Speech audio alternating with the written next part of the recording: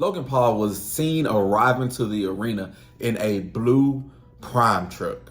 That shit was ugly, but he did that. And thank you for tuning in. I am Unknown Emperor, and this is a new and improved.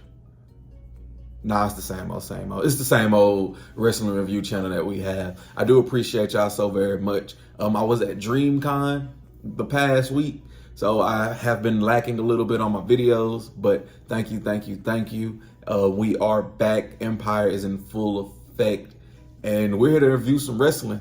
This is the go home show for SummerSlam, and I'll let you know whether it was good or bad, and you let me know whether it was good or bad, and we just critique each other's opinion.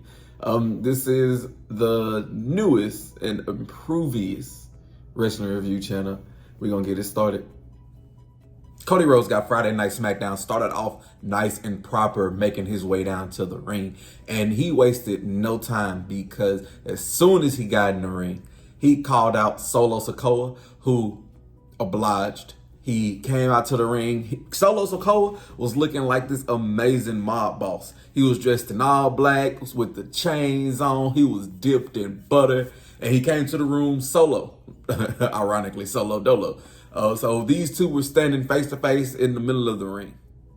In a way, Cody tried to reason with Solo, just like letting him know, like, hey, in another life, we're both little brothers. I can see that chip in your shoulder. You just trying to live up to what you see your older siblings, older cousins doing. So I understand. And he was finna go down a dialogue, but Solo cut him off, looking at his watch, like, motherfucker, is you done? Like, you wasting my time, and you're wasting time, then you're wasting money. He was like, are you done? Are you finished? Are you done? Cody Rhodes let him know and reassured him that no, he wasn't done. He called Solo Sikoa a fake tribal chief, and that at SummerSlam he is going to get retribution for Randy Orton, get retribution for Uncle Kevin Owens. Solo Sikoa fired back, saying that Roman Reigns is a weak tribal chief and that he is the opposite. Solo Sikoa, is dangerous. And then he challenged Cody Rhodes to a Bloodline rules match. And as soon as he did that, the rest of the Bloodline came out and they flanked on the ring side. Cody Rhodes then took the initiative like the strong babyface that he is. He looked at every one of the Bloodline members and told them that he was not scared of them. And then he accepted the challenge for the Bloodline rules match at SummerSlam. I don't know about y'all, but that's telling me that somebody gonna get involved. Whether it's Jimmy, whether it's Hikuleo, whether it's the tribal chief Roman Reigns, somebody's gonna get involved. Then he ended up by saying that since he can't beat the real tribal chief, he will settle for the wannabe.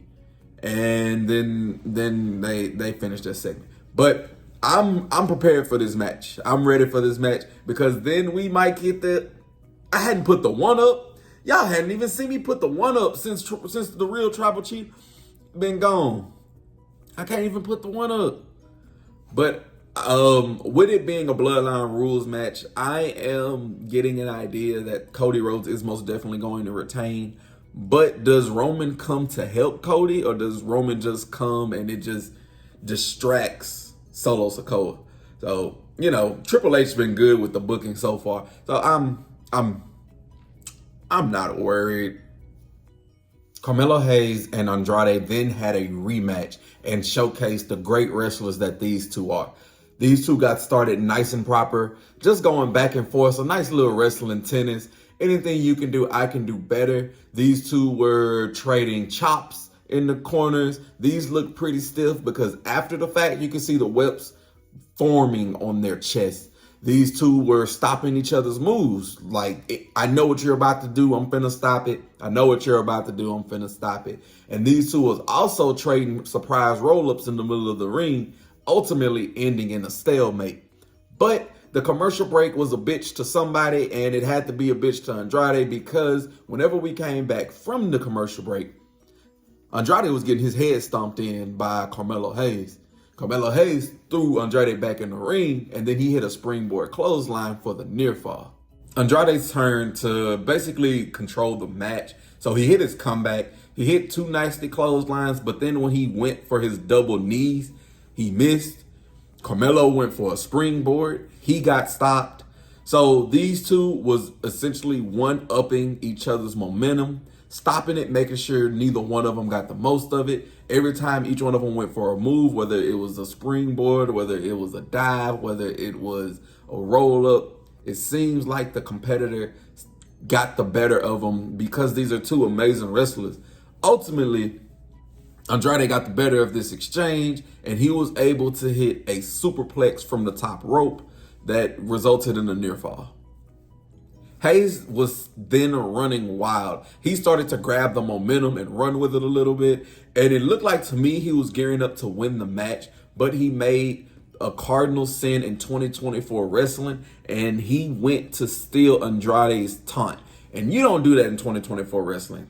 Every time you do that, you get fucked up. And here he got fucked up. He got hit with a spinning elbow from Andrade. Then Andrade hit this moonsault backflip combination on Hayes, which ultimately ended in a near fall. And he got this nice little leg lock on Carmelo Hayes. Hayes broke it up by getting to the bottom rope. Hayes busted out 2 super duper kicks here. Then he went to the top rope. He missed, but he didn't get the surprise roll up on Andrade. But Andrade, I want to say, is the more veteran of the two. So he got the better of this surprise roll up. And 1, 2, 3, Andrade beats Carmelo Hayes again. And me personally, I can watch these two wrestle for a little minute, but I want them to get something out of it. Like, I'm enjoying watching these two wrestle, but I mean, I guess the United States Championship is going to be the first thing that they go after, but I have to see what happens after SummerSlam. I enjoyed the match. This was a good segment to me, or a good piece of Smackdown. But I just need to see what happens next. Like, they have to do something with Hayes. They have to do something with Andrade. They have to get us behind these two. And they can do it. They can take the baton and run with it. They've both been NXT champion. They've both have had the world on their shoulders before. Just a little food for thought. Next, Apollo Crews took on Santos Escobar. But before their match, Santos was in the back with Legado del Fantasma, telling them what Damage Control was telling each other. Like, we need to get back on track. Something needs to change. Blah, blah, blah, blah, blah. Right now, that's the MO of a lot of different stables. Half of you motherfuckers need to break up. Like really. LWO, break up. Legado del Fantasma, break up. Goddamn Street Profits, break up. Damage Control, break up. Please. Please. Please. Please. Please. Please. But I digress. Santos Escobar, Apollo Crews. Out of the gate, Santos Escobar was dominating Apollo Crews. Apollo Crews got no offense in to start the match. And Santos was hitting elbows. He was doing backbreakers. He was doing everything in his power to damage Apollo Crews. Apollo Crews started to fight back. Apollo Crews didn't want to get hit in the squash match. So he started hitting belly to bellies. He started hitting moonsaults. He hit this amazing military press slam. But he got distracted by the numbers. He got distracted by, on the outside, Baron Corbin is getting beat up by Legado del Fantasma. He was on the top rope. He looked to the outside. He didn't see Santos Escobar go up and throw his ass on the ground. After that, Santos Escobar hit him with the Phantom Driver. 1, 2, 3, Santos Escobar beats Apollo Crews. Again, this match was okay. Apollo Crews, Baron Corbin, Legado del Fantasma. Please do more with your career. I know it's not your fault. But this sucked. Like not the match. Just these pairings. Like, I don't know what's gonna happen from them. but it needs to be done. I'm tired. I'm tired of them. Like, let it go. Next, Nick Aldis was in the ring, flanked by 3 randos, and he introduced Logan Paul, our United States champion, to the ring. Side note, Fox, I don't give a fuck about the kids flipping them off. I don't give a damn about the adults flipping them off. I do not care about him getting cussed out or whatever sign. Stop fucking turning my TV to black. Like, you be turning it black in the most obscene of times. Like, I'm sitting over here trying to do my stuff and you turning this shit to black. I don't give a fuck if it was just the entrance or not. Stop turning this shit to black. But Logan started off by announcing that he is home. They rained down the booze on this man. He let them know, like, okay, that's not a hometown welcome, but then continue to egg on the crowd, like letting them know that he's better than them, that they're nothing, that he is Cleveland. He made Cleveland. He's the biggest star from Cleveland. Cleveland is Cleveland at blah, blah, blah, blah, blah. This, that, and the third. Yeah. He said that he is going to retain the title and that he is a great U.S. champion despite having only 2 title defenses, because that's 2 more that LA Knight is ever going to have. He brought his attention to the 3 people that was in the ring when Nick Aldis was going to basically tell us that these 3 motherfuckers was fake as hell. But Logan Paul was not going to let that slip out. Then he brought our attention to a banner that he wanted to hoist in his hometown of Cleveland whenever he dropped that banner to commemorate the championship that the United States champion is. And, I fucked up, But to commemorate the type of champion that he is, he dropped it. Everybody was cheering. He looked up and all he saw was "yeah" over his poster, which brought out LA Knight. LA Knight came out. He says that you're playing games. I'm not finna play with you. This, that, and the third. Tomorrow, I'm going to take that United States championship from you. And then he said, I'm sorry about your banner, but I have a better one for you. Then he went to the back. The camera followed him through the back. He ran into Pretty Deadly. Pretty Deadly was going to sing a number from their musical to him. He just walked away on their ass. When in the back, he saw the blue prime truck that Logan Paul drove in the beginning of Smackdown. And then he drove off. He stole Logan Paul's prime truck and then dipped off. LA Knight is most definitely winning this title. Now, regardless of all the stuff Logan Paul does outside of the camera, just strictly keeping this within the realm of wrestling, LA Knight's going to win that title. He has to. Like, Logan Paul doesn't necessarily benefit it. He's defended that title twice in over 200 days. Like, who in the fuck? Yeah, get that title off that man. But I appreciated the segment. It helped a little bit, I guess. But it was nice.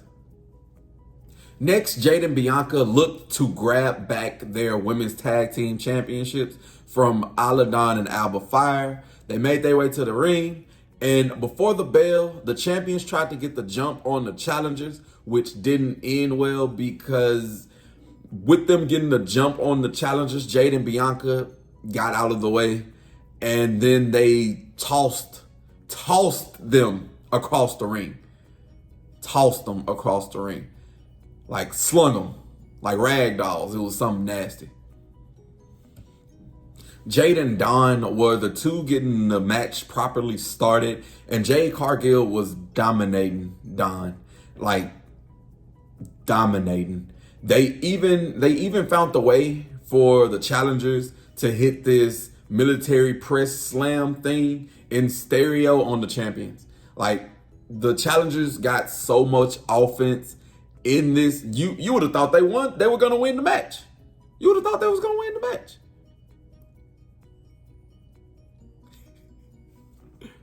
But the commercial break was cruel to the challengers because whenever we came back from it, Jade Cargill was getting hit with this nasty tag team combo from the champions. It was a backstabber, swanton bomb combo. And for the near fall, because Jade Cargill powered out of it, then Then she hit a double suplex. A double suplex. I had to check and make sure. She hit a double suplex on the champions, which set up the hot tag to Bianca Belair. Bianca got into the ring and she ran wild. She was so hot. The tag that she got was so hot. She was able to hit the 10 punches in the corner on both Fire and Dawn. That's something magical. That's something magical. But then Fire got out of it, was pulling on her hair, Bianca's hair. Bianca hit this amazing spine buster and then hit that springboard moonsault backflip thingamajig she be hitting. And it looked like she was setting up to hit the KOD. Dawn got in the way. Jade took care of Dawn. But then while Jade was on the outside, Blair Davenport, who has no correlation with this other than the brisk interactions with Naomi. And, you know, Naomi's cool with Jade and Bianca. So, I mean, I guess setting up a six-person tag match on the pre-show. But I digress. She came in, caused a disqualification. After the three, Dawn, Davenport, and Fire began to attack Jade Cargill and Bianca Belair and left them laying heading into SummerSlam. It was okay. It was okay. I can't complain. I wanted them to do something with Blair Davenport. That she's tagging along with the tag team champions. Bianca and Jade hadn't fell out, so I mean I'm okay with that. And Isla Dawn is so gorgeous. So every time she's on my screen, I'm happy. But it was okay. I don't know what's gonna happen. I want to say that Blair is going to counteract with whatever the Sonya Deville's group is. She's like that extra third person to help. But I still believe that they are going to take those titles from them since Jade and Bianca didn't. Main event time, and it is Bloodline DIY Tag Team Champions. Who walks out with the titles? Oh, fuck. Yeah, y'all already know. I mean, it's not a surprise. It's not a surprise to me. Bloodline. Jacob Fatu. Now, I could just say Jacob Fatu won those tag team titles and y'all would understand. Like, I could just say Jacob Fatu won those titles and then end the video, but y'all, you know.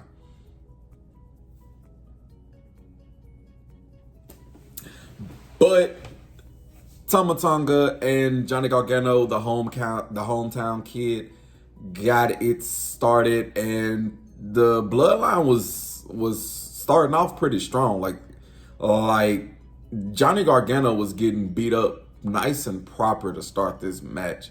Just kind of building up his hot tag later on. But Tama Tonga was running wild. The way that he wrestles is like a wild dog, and you gotta love it. Like, he just be hitting shit that looks like normal moves, but he make them look all wild and out of the ordinary. Like, it's beautiful. Tommaso Ciampa then got tagged in, and he got a little bit of offense in. He was able to hit a air raid crash onto Tama Tonga, but that was more or less the only offense that he got involved into the match. Because after this, that man Jacob Fatu tagged himself in. He blitzed Ciampa, threw his body into him, hit him with a hip attack. Then we got Tama Tonga back into the ring, where he hit that amazing frog splash. I say amazing. It was nice. It was okay. He just started shouting and shit and do a frog splash. But where Johnny Gargano half-heartedly broke it up at 2. So this match continues. Jacob Fatu was not having that disrespect from them breaking up the pin. He threw Johnny Gargano outside, and he was headbutting the shit out of Johnny Gargano against those steel steps. But then whenever he went for that hip attack against it, he missed. He went into the steel steps, so he was out of commission for a little minute. This set up DIY to get the most offense that they could have in this moment. They got into the ring. They hit Tama Tonga with a shadow machine. But whenever they were about to go for the meet in the middle, Tonga Loa made his way into the match, distracted the ref. So the ref didn't see Solo Sikoa hit Tommaso Ciampa with the spike. So Tommaso Ciampa dead at this point, gone. So now it's just Johnny Gargano. He hitting super kick Fatu, super kick Tongaloa, super kick Tama Tonga. Then he started hitting dives, and then he hit this poison Rana onto Jacob Fatu, which Jacob no sold. He then hit the hometown kid with a kick of his own. He hit him with a Samoan drop. He hit this motherfucker with a moonsault and this nice little spinning DDT crossroads ordeal. 1, 2, 3. The Bloodline are now your SmackDown Tag Team Champions. Was this the right move? Was this the wrong move? You let me know in the comments down below. But to me, the Bloodline doesn't need the titles on them at the moment. Like, their dominance can be had without the titles, kind of like the Wyatt Six. But am I mad that they have the titles? No. Do I think Solo is going to win the title tomorrow? No. Are they going to have those tag team titles for a while? Maybe until the Usos take it from them? Fantasy booking? I don't know. I don't know. But the Bloodline ended standing tall. They put the tag team titles onto Solo's shoulders, and the Bloodline now has gold around them again.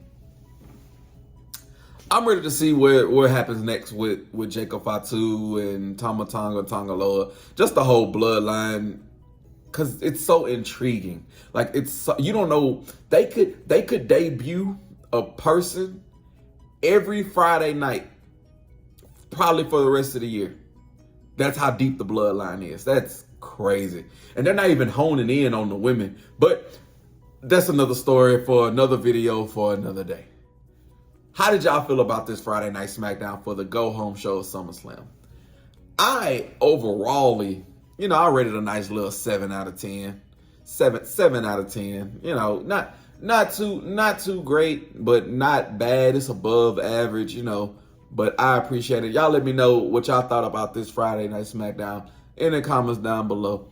And y'all just be on the lookout because the Empire will be live streaming SummerSlam tomorrow. So just be on the lookout for that link and then tune in, join in, and enjoy some wrestling. We're going to be talking wrestling. We're going to be talking anime. We're going to be talking a little bit of everything here at the live stream tomorrow. So, pull up your Peacock and just join the Empire tomorrow as we live streaming. Y'all have a blessed one. Talk to y'all later. See you when I see you.